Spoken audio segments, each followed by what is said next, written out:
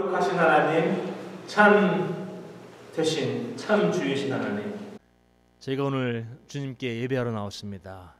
불러주신 주님께 감사하고 그런 주님께 저희의 마음을 다 드립니다. 신령과 진정으로 이 예배가 이루어지기를 원합니다.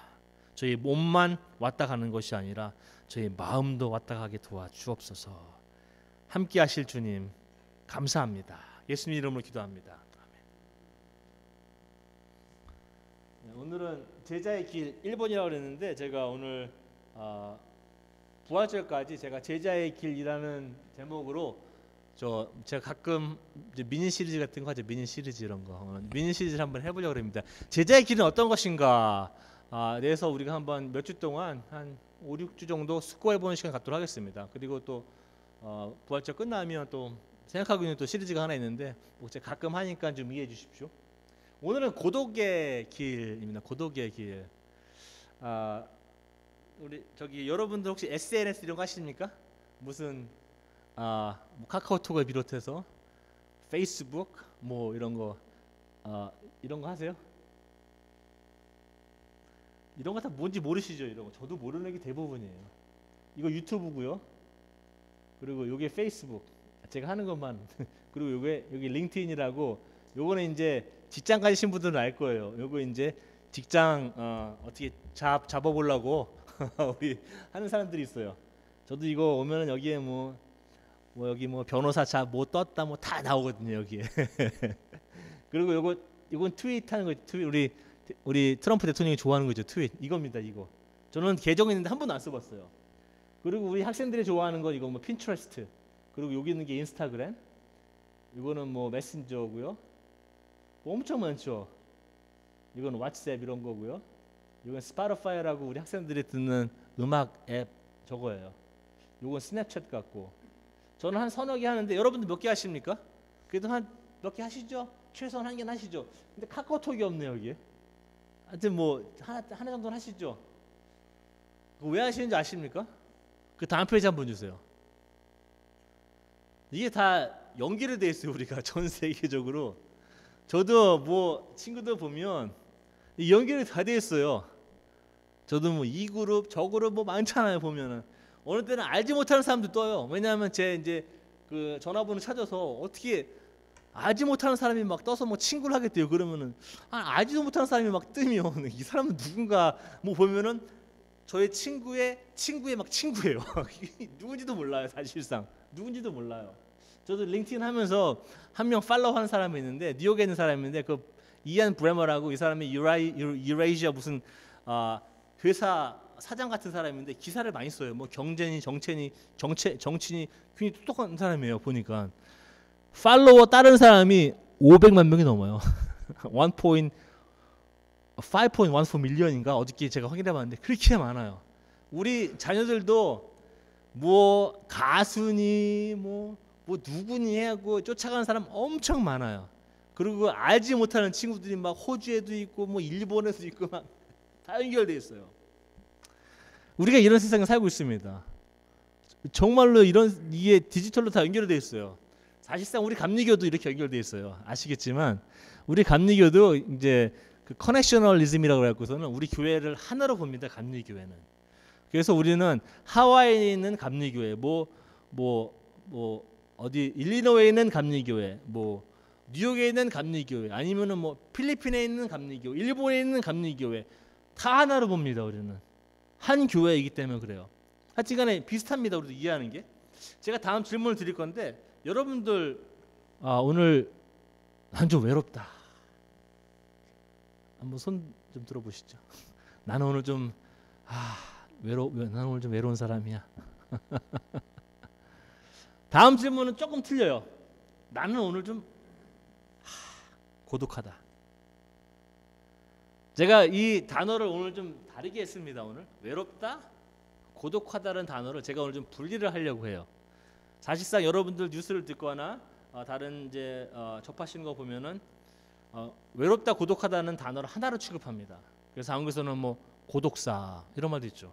외롭게 집에서 아무 관심도 못 받고 돌아가시는 분들도 많아요. 그래서 고독사 이런 말도 하는데 오늘은 제 설교 목적상 그 두 단어를 한번 나눠보도록 하겠습니다. 외롭다와 고독하다. 다음 페이지 한번 주십시오. 외로움, 뭐 이 사진이 꼭 외로움을 나타내는 건 아니겠지만 제가 보면은 이 사진을 보면 조금 슬프고 좀 아픈 것 같고 조금 이제 좀 그 디프레스했다고 그래야 되나? 뭐 이런 식으로 조금 그런 것 같기도 하고 그래요. 그렇게 해피해 보이진 않아요. 혼자 있는데. 다음 그림은 혼자 있는데 그렇게 불행해 보이질 않아요. 뭔가 어디를 아까 그 사람은 고개를 떨구고 있죠. 희망이 없다는 거예요. 이 사람은 어디를 바라보고 있어요. 그래서 볼 때 여기서는 그렇게 많은 아픔은 못 느끼겠어요. 이 사진에서 나름대로 희망도 좀 느끼고 이 사람이 스스로 자족하는 사람인 것 같기도 하고 그렇게 느낍니다. 아까 그 전에 그림은 외로움이라는 단어로 제가 표현하려고 합니다. 외로움. 그 다음 사진은 고독이라는 단어로 오늘 표현하려고 제가 좀 노력해 보겠습니다. 한국에서는 뭐 혼밥이다 뭐다 혼자 드시는 분도 많이 계신다고 그러시더라고요. 혼밥 뭐 친구도 없이. 근데 그분이 정말 친구 없으실 수도 있고 아니면 정말 이 관계에 치여서 나만의 시간을 갖고 싶다라는 분들도 계실 거예요. 그 관계가 너무 많지만 우리한테는 어느 때는 짐이 돼요. 그런 것들이. 다음 페이지 한번 주세요. 이분 혹시 아는 분 계세요? 아시는 분? 우리 엄원길 대장님이시죠? 다음 페이지 한번 주세요. 엄원길 대장님인데 제가 이 인터뷰하는 내용을 좀 찾았어요. 근데 엄원길 대장의 고독과 그의 삶의 변화. 이분이 뭐 저도 자세한 건 몰라요. 근데 뭐 아시아에서는 뭐 제일 산악인으로서는 아마 유명하실 거예요. 아시아 최초로 무슨 히말라야 무슨 산맥 무슨 뭐 14좌 뭐 16좌 뭐 영화도 있거든요. 이거 히말라야라고 영화도 있어요. 저도 봤는데 막 그거 막 등반하는 거를 이제 영화로 만든 건데 아주 대단하신 분 같아요. 얼굴도 보면 다 탔어요. 이렇게 항상 거기 이제 너무 많이 올라가다 보니까는 이제 태양에 막 타시고 그 아니면은 그 추위에 막 싸우시고 그러시는데 이분이 이제 이런 이제 인터뷰 내용에서 이런 답을 하셨어요. 제가 현역일 때 지금은 은퇴하셨죠. 현역일 때 네팔 히말라야 산맥 16자 등정에 대한 염원 그 간절함은 이리 말할 수 없었습니다. 다리가 부러지고 죽을 고비도 몇 번 넘겼는데 오로지 생각하는 건 정상만 생각하고 난 올라갔습니다. 그런데 언제부턴가 산 아래가 보이더라고요. 이분은 산 정상을 위해서 몇십 년을 타신 분이에요. 오로지 이분한테는 산 정상뿐이 없어요. 저길 가야 돼요. 무슨 일이 있어도 내 생명을 담보로 해놓고라도 저 산 꼭대기까지 가야 돼요. 근데 어느 순간 이분이 이렇게 얘기합니다. 언제부턴가 산 아래가 보이더라고요. 산자락이 보여요.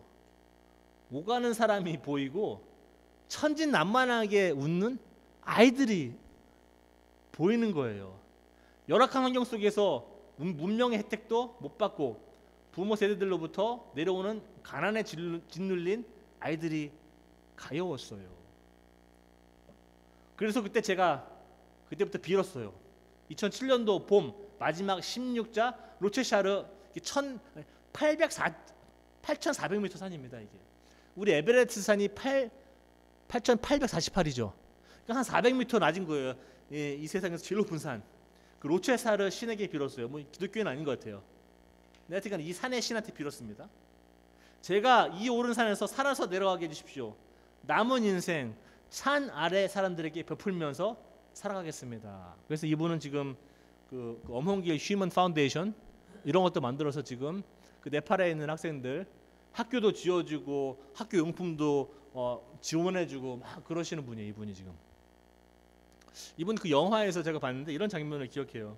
거기서도 이제 인터뷰하는 사람이 물어봅니다. 엄흥일 대장님, 저 산 꼭대기 올라가면 도대체 그렇게 열심히 노력해 생명 걸고 올라가면 근데 무슨 생각을 하십니까 도대체?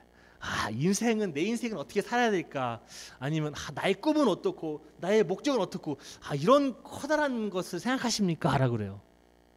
엄흥길 대장이 이렇게 얘기합니다.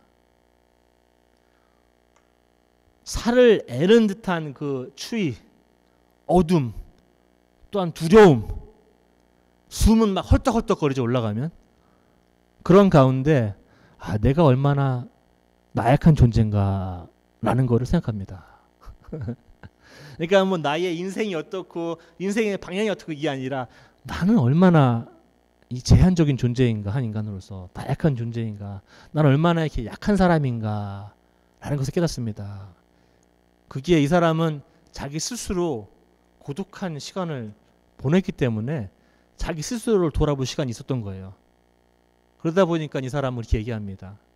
인생의 목적, 뭐 부귀영화 생각하는 게 아니라 나는 이 커다란 자연 앞에서 이렇게 작은 사람이구나 라는 것을 깨닫고, 그때서야 이 사람의 눈이 산 아래로 내려오기 시작합니다. 산 올라갔다 내려갔던 사람도 보이고 우리 조그만 애들 노는 것도 보이고, 근데 그 사람들의 열악한 상황들, 안타까운 상황들을 보기 시작합니다. 그게 스스로 혼자 자기와 보낸 시간들이 있기 때문에 나름대로 이런 것들이 보이지 않나 저는 생각합니다. 그래서 다다음 페이지 한번 주세요.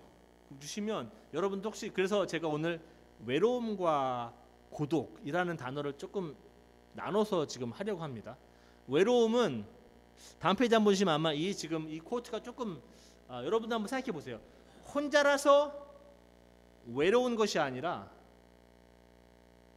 혼자이지 못해서 외롭다. 아마 어머니들 생각하시면 아마 맞을 것 같아요. 비슷하게. 내가 외로운 이유가 내가 혼자라서가 아니라 내가 혼자이지 못해서, 나와 내 스스로와 갖는 시간이 없어서, 내가 고독하지 못해서 외롭다 라고 누가 말씀하셨습니다.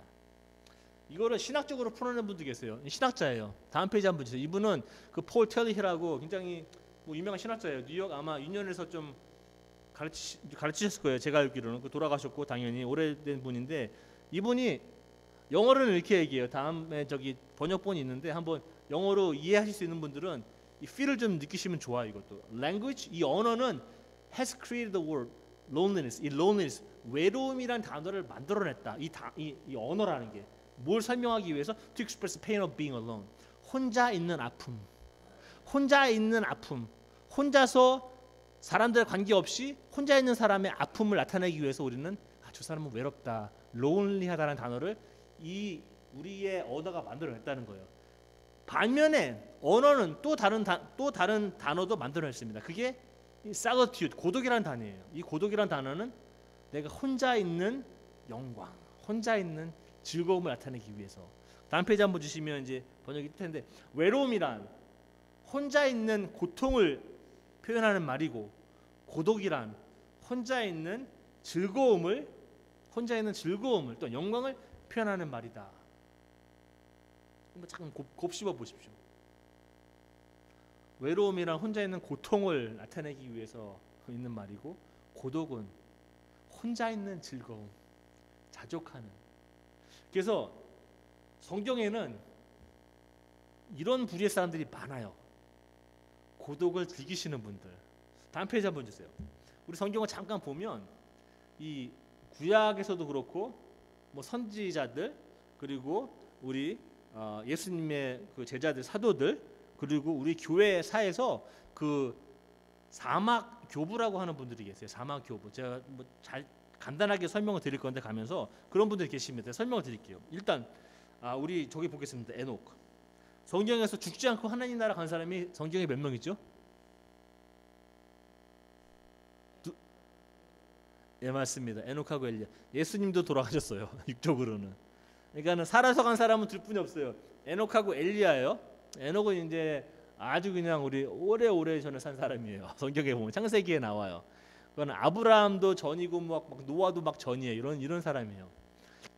에녹은 성경에서 많은 정보가 없어요.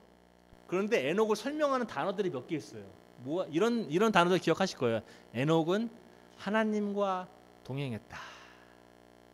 에녹은 하나님과 동행했다라고 성경은 얘기합니다. 뭐 자세하게 설명은 안 하지만 우리가 좀 이론적으로, 이성적으로 추측해 볼 때 그 단어도 보고 그 당시 상황도 보면은 에녹은 그 당시에 많은 군중 다른 사람들과 좀 다른 별난 삶을 살은 건 분명한 것 같아요. 그래서 성경은 그 사람을 하나님과 동행한 사람, 외로운 사람을 살았을 거예요. 고독한 삶을. 그 다음은 어떨까요? 우리 노아 한번 보겠습니다. 노아 군중 속의 외로움 이란 단어를 제가 표현했는데 한번 제가 생각해 보십시오. 제가 갑자기 목사 이거 그만두고 변호사 사무실 그만두고 뭐 클로징도 다 안 하고 갑자기 저기 아팔레치아 산맥으로 가서 갑자기 뭐 로우스에 가서 나무를 사들고 가서 막 배를 짓다고 생각해 보세요. 그러면은 사람들이 보기에 어떤 동양 사람이 아팔레치아 산맥 꼭대기에서 지금 배를 짓고 있다. 노아의 방처럼. 그러면서 뭐 신문짝이 나겠죠. 그러면서 드디어 이일 목사가 미쳤구나. 뭐 이런 식으로 기사가 나갈 겁니다. 드디어 이 사람이 이렇게까지 떨어졌구나. 외로운 삶이었을 것 같아요. 노아 생각해 보면. 노아는 성경에 이렇게 얘기합니다. 하나님의 은혜를 입었다라고 얘기해요. 그리고 노아는 의로운 사람이었다라고 얘기합니다. 의롭다는 것은 의롭지 않다는 단어의 반대겠죠. 많은 군중들은 의롭지 못한 삶을 하나님 앞에 살았어요. 근데 이 사람은 혼자 독야청청하게 의로운 삶을 살았습니다. 그래서 하나님의 은혜를 받아요. 아마 노아도 그 산 꼭대기 위에 방주를 지을 때 사람들 손가락질을 많이 했을 거예요. 저 미친 노인네가 올라가서 오늘도 또 저 배 짓고 있네. 말도 안 되게.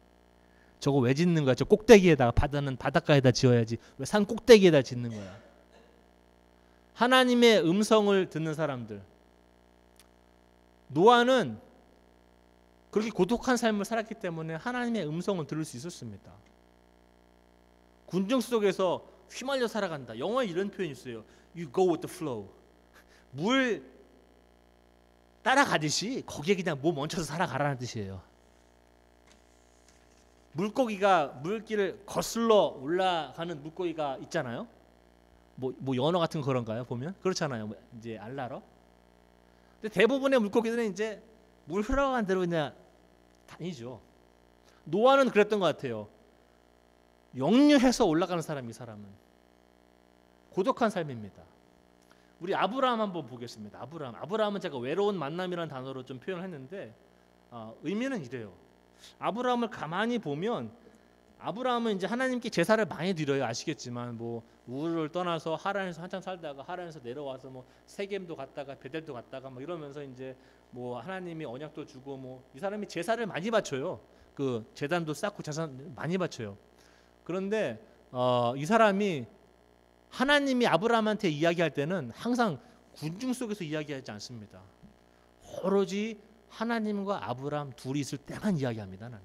희한하죠? 그 이상해요. 그리고 아브라함이 제사를 드리면 그때는 제사 지내는 게 좀 특이하잖아요. 동물도 있으면은 동물들을 반으로 잘라요. 막 양 같으면 양도 반으로 잘라요. 그리고 반을 딱 여기는 왼쪽으로 놔요.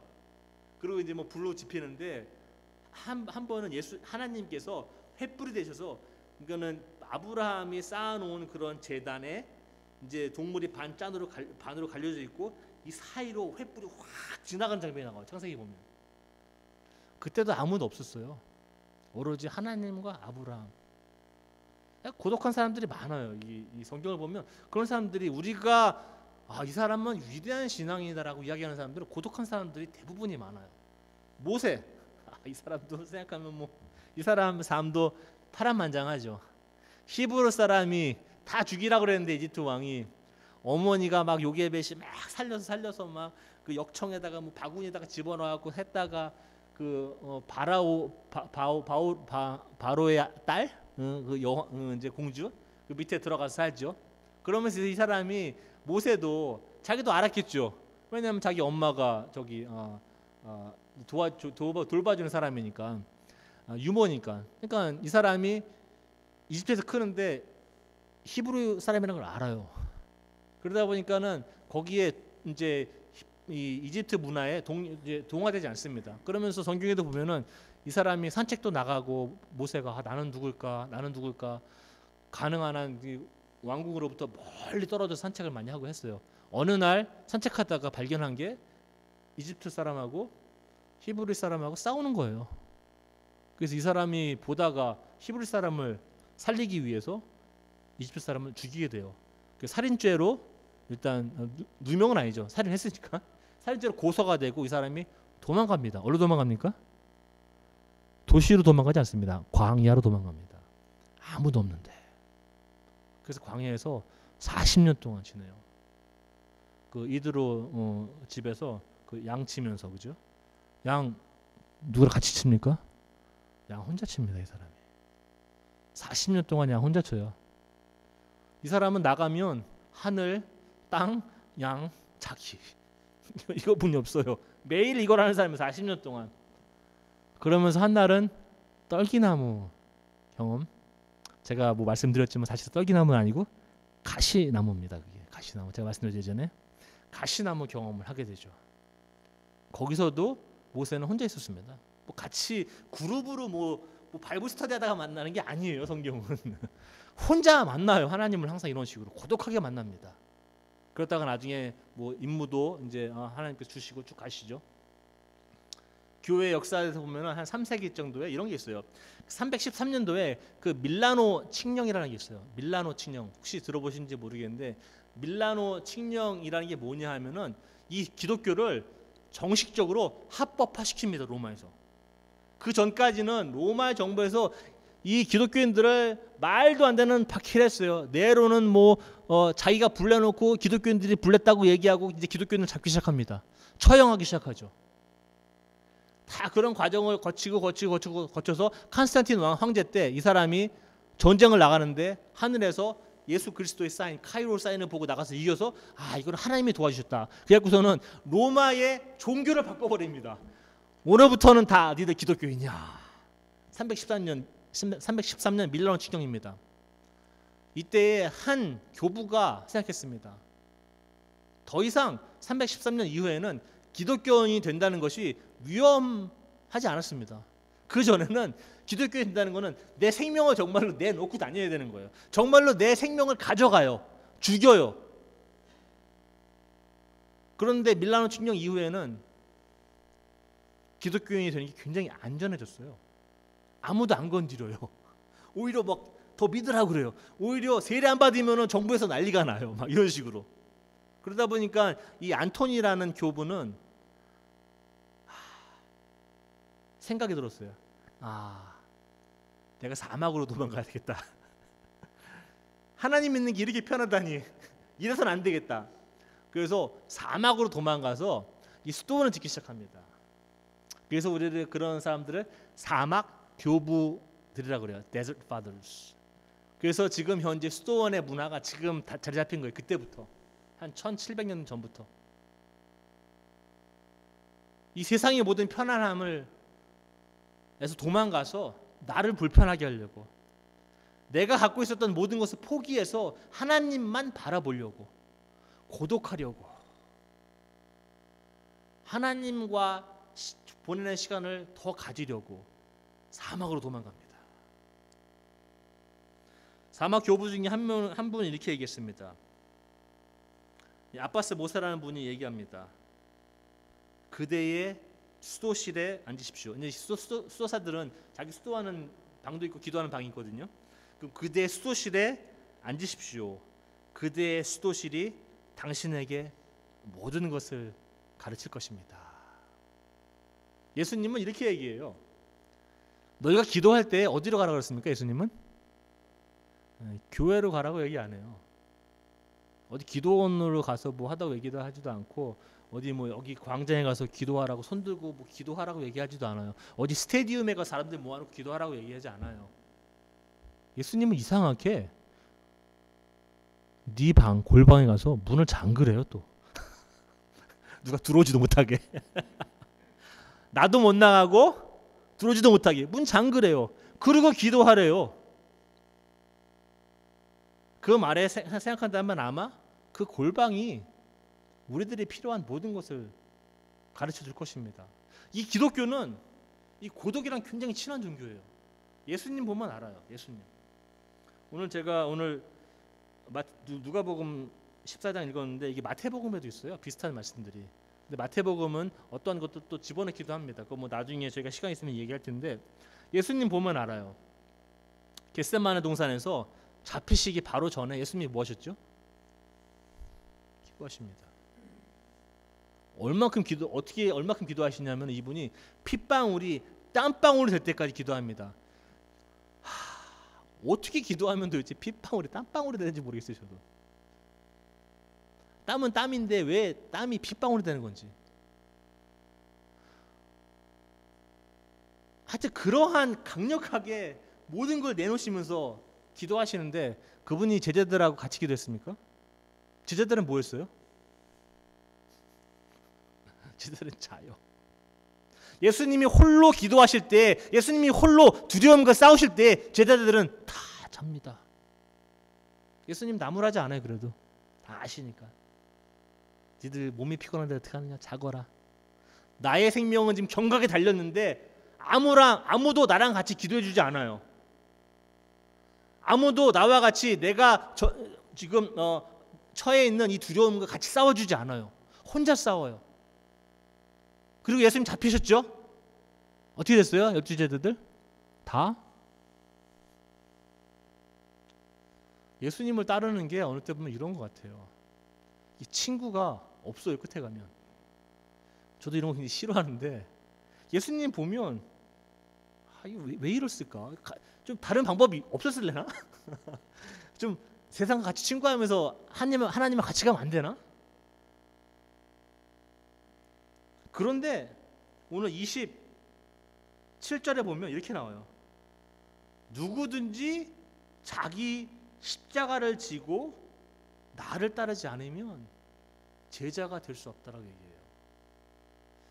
여러분들 제자 되기 원하십니까? 전 나름대로 하나님 따르는 사람이라고 저도 여기고 있고 노력하는 사람 중에 한 사람인데 매일마다 돌아다 보면 부족하기 이를 데 없는 사람입니다. 그래도 따라가야지. 어떻게 하냐 이거. 예수님 내가 하나님의 사람으로서 살아가는데 따라가야지. 그래 따라가는데 십자가를 지랍니다. 그 십자가가 바로 그 십자가, 예수님이 지신 그 십자가인데 그 십자가가 어떤 십자가냐면 이런 거예요. 로마 시대 때는 십자가가 어떠한 상징이냐면 로마 그 처형 방법인 거 아시죠 다들? 1세기 때. 이 십자가는 타협, 양보 이런 거 모릅니다. 누구든지 십자가가 어떤 사람을 낚아채면 그 사람은 십자가에서 죽어야 됩니다. 십자가가 낚아챈 사람 중에서 살아나는 사람은 없습니다. 십자가에서 무조건 죽어야 돼요. 십자가는 적하고 타협하지 않습니다. 절대. 양보가 없어요. 봐주는 게 없어요. 오늘은 힘드니까 그냥 가 이런 거 없어요. 한번 십자가에 붙으면 누군가는 죽어야 돼요. 엄청난 힘을 가지고 있어요. 이 십자가는. 예수님도 죽입니다. 이 십자가는. 예수님이 오늘 말씀하시는 게 그런 거예요. 네 십자가를, 그런 십자가를 너도 지어야 되지 않겠느냐. 그런데 다음 페이지 한번 주시면 그 십자가가 남의 십자가가 아닙니다. 예수님이 안 그랬어요. 이율 목사 너는 저기 임남주 장로님의 좀 십자가를 같이 지어라. 이 얘기 안 해요. 그 장로님 오실 때까지 기다렸다가 방법을 찾아봐라 이렇게 얘기 안 해요.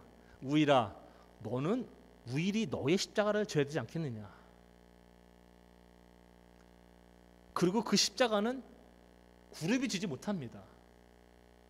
이게 기독교의 양면성 같은 거예요. 우리는 기독교 공동체를 이야기하지만 공동체 안에 어떤 부분은 혼자 해야 되는 부분들이 있어요. 그게 오늘 말씀드리는 부분들이에요. 제가 오늘 공동체가 중요하지 않다 뭐 이런 거 말씀드리는 거 아니에요. 공동체는 너무 중요해요. 서로 서포트해야 되고 인커리지 해야 되고 형제 자매가 필요하면 저도 가야 되고 다 해야 해요. 그런데 이 십자가는 내 십자가는 남이 질 수가 없어요. 그리고 남의 십자가를 제가 질 수도 없어요. 그래서 고독하다는 거예요. 이 기독교인들은. 그러나 외롭지 않아요. 공동체가 있기 때문에. 여러분들 오늘 이거 좀 조화롭게 잘 보십시오. 자신의 십자가, 남의 십자가가 아니라 자신입니다. 이 그릭 말도 보면은 에아우투, your own cross, his own cross. 너의 십자가를 지라는 거예요. 남의 십자가 지라는 거 아닙니다. 홀로 져야 한다. 왜냐하면 남이 져줄 수 없기 때문에.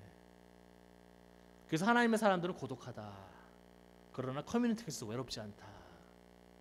우리는 이 고독한 삶을 사는 데 있어서 나그네하고 순례자입니다. 여러분들이 우리가 가고 있는 여정이 발로 가는 여정인 줄 아십니까? 이거 발로 가는 여정이 아닙니다. 우리 여정은 마음으로 하는 여정입니다. 하나님하고 마음이 통해야 해요. 하나님하고 시간을 보내셔야 돼요. 그리고 아까 어몽개 대장처럼 뭐 기독교인은 아니지만 원리는 비슷해요. 여러분 스스로를 돌아봐야 돼요. 내가 누군지 알아야 돼요. 그러면 눈이 떠져요. 어몽개 대장처럼. 이제 보여요. 30년 뭐 산만 정상만 보고 갔는데 어느 순간인가 산 밑이 보이기 시작합니다. 사람들이 보이기 시작합니다. 아이들의 불행이 보이기 시작합니다. 가만히 있으면 안 되겠구나. 그게 나를 볼 때, 고독한 시간을 가졌을 때 나오는 당연한 결과입니다. 고독한 제자. 이 제자는 고독한 이유가 이런 이유 때문인 거 아니에요. 나는 김 집사님보다 거룩해. 나는 박 집사님보다 거룩해. 그래서 나는 종류가 틀린 사람이야. 아예. 그래서 나는 여기 있고 저 집사님은 저기 있어야 돼. 그래서 외로운 게 아니에요. 오늘 외롭다는 거는. 그 다음 페이지 한번 보여주세요. 또 외롭다는 거는 고독한 제자는 무슨 뜻이 아니냐면은 다른 사람들의 고통을 외면한 채 나는 성경만 보고 묵상만 하고 기도만 하고 또 성경 보고 묵상하고 기도하고 이러는 게 고독한 제자가 아닙니다. 오히려 그 반대예요. 오히려 내가 외롭기 때문에, 내가 고독하기 때문에 하나님하고 멀리 떨어진 사람들의 심정을 내가 더 잘 알아요. 그들의 아픔을 더 빨리 느껴요. 제가. 우리가 이 길을 가는데 많은 그리스도인들이 이것 때문에 어려워합니다. 우리도 약점이 이런 거예요. 이 세상에서 우리는 너무 편하다. 기독교인이라고 누가 뭐라 그러지도 않고, 교회 간다고 뭐라 그러지도 않고, 뭐 타치하는 사람이 하나도 없어요. 그리고 예수님 잘 섬깁니다. 예수님도 섬기고, 그리고 나는 세상도 섬기고. 다 예수님만 섬기면 참 좋을 텐데, 예수님 그리고 점점점 섬기는 게 많아요. 인생이 바쁘거든.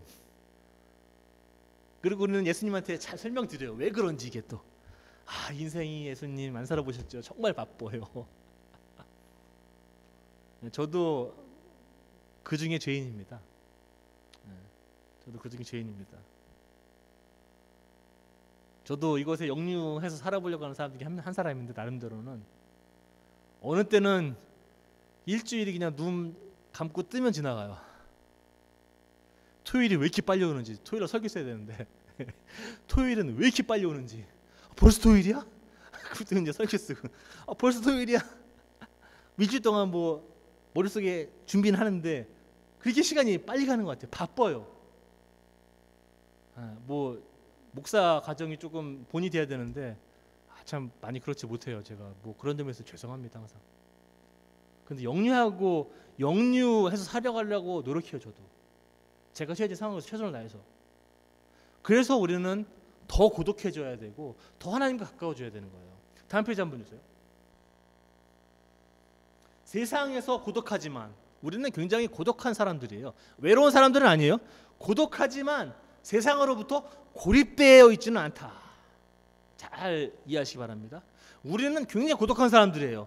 왜냐하면 하나님께서 주신 우리의 나만의 십자가를 져야 되기 때문에 그렇습니다. 어느 누구도 이 십자가를 져줄 수가 없고 나도 남의 십자가를 져줄 수가 없어요. 하지만 아까 뭐 어몽이 대장처럼 결론적으로는 우리의 고독을 통해서 우리의 눈이 띄어지고 예수님이 하신 일을 더 보게 됩니다. 그래서 이분이 약자, 억눌린 자들, 없는 사람들, 가난한 자들, 불행한 사람들과 같이 했구나. 그게 나의 임무구나. 그렇게 연결이 되어집니다. 그렇기 때문에 우리는 세상과 절대 고립되어 있지 않습니다. 그 제자들이 바로 여러분과 저입니다. 오늘 성경 말씀 많이 읽었는데 이게 예수님의 제자가 되려면 어떤 대가를 치러야 된다는 그러한 오늘 말씀이에요. 그 중에 제가 하나를 이제 이렇게 꺼내서 말씀드리는 건데 그 십자가라는 거. 다음 페이지 한번 주세요. 그래서 여러분들은 고독의 대가를 치르는 것을 두려워하면 안 됩니다. 고독한 것을 아까처럼 즐기셔야 돼요. 아까 그 폴 틸리히 얘기한 것처럼은 그 아시죠? 그 to express the joy and glory of being alone. 혼자 있는 즐거움. 만끽할 수 있어야 돼요. 여러분 혼자 자족하고 하나님과 함께 계시는 것. 고독을 두려워하거나 고독을 피하시면 안 됩니다. 오히려 고독을 여러분들이 힘껏 끌어안으셔야 합니다. 고독과 친구가 돼야 됩니다. 여러분들이 진정으로 예수님을 따르기를 원한다면 진정으로 고독이 뭔지 알아야 합니다. 예수님도 사도 이제 제자들 다 뭐 보내시고 다 오면 둘이 짝지어서 보냈다가 다시 오면 뭐 보고도 해요. 예수님 뭐 이랬습니다 저랬습니다. 근데 예수님이 꼭 그래요. 우리 조용한 데로 좀 가자. 고독한 시간을 보내야 한다 하나님과. 또 그렇게 얘기하십니다. 고독을 알지 못하는 사람은 정말 외로운 사람입니다. 여러분들 자신과 스스로의 시간을 못 보내시는 분들은 정말 외로운 사람들이에요. 그런 사람들을 우리가 외롭다고 그래요. 다음 페이지 한번 주세요. 우리 거의 끝났는데 여러분들 남의 십자가를 지려고 애쓰지 마십시오. 남은 무슨 십자가를 지나, 어떻게 지나, 왜 지나, 어디까지 왔나, 얼마나 힘들까. 다 관심 쓰는 건 맞아요. 근데 그 사람의 십자가는 지려고 하시면 안 됩니다. 제가 목사로서 여러분들에게 말씀드릴 거는 많이 없어요. 제가 뭐 마술사도 아니고 연금술사도 아니고 저는 무슨 이렇게 돈 받고 이렇게 다니면서 이야기하는 연설가도 아니에요. 그렇게 잘 못해요. 저는 그냥 아가페 교인들 잘 챙기면서 가려고 하는 사람인데 여러분들한테 드린 말씀은 이겁니다. 여러분들 십자가 지신 것 계속 묵묵히 지셔야 됩니다. 제가 뭐 다르게 어떻게 이쁘게 말씀드릴 수가 없어요. 포기하시면 안 됩니다. 절대 세상에 굴복하시면 안 됩니다. 세상에서 편하게 사시면 안 됩니다. 세상과 너무 친구하시면 안 됩니다. 고독한 삶을 즐기실 줄 알아야 합니다. 그래서 자기 십자가를 예수님께서 고독하게 묵묵히 지셨듯이 똑같은 거 말씀하시는 거예요. 예수님이 너는 나의 십자가 좀 지어라 이렇게 얘기 안 해요. 너는 네 십자가 지라고 얘기해요. 예수님은. 우리가 지는 십자가는 예수님의 십자가가 아니에요. 예수님은 예수님의 십자가가 따로 있어요. 우리는 우리 십자가가 따로 있어요. 그 십자가가 뭔지 오늘 모르시면 찾으셔야 돼요. 40년 기간 동안에. 나의 십자가는 무엇인가 찾으시면 그 십자가를 지는 것을 주저하시면 안 돼요. 도망가시면 안 돼요. 피하시면 안 돼요. 오히려 끌어안으셔야 됩니다. 그 십자가를. 고독하게. 다음 페이지 한번 주십시오.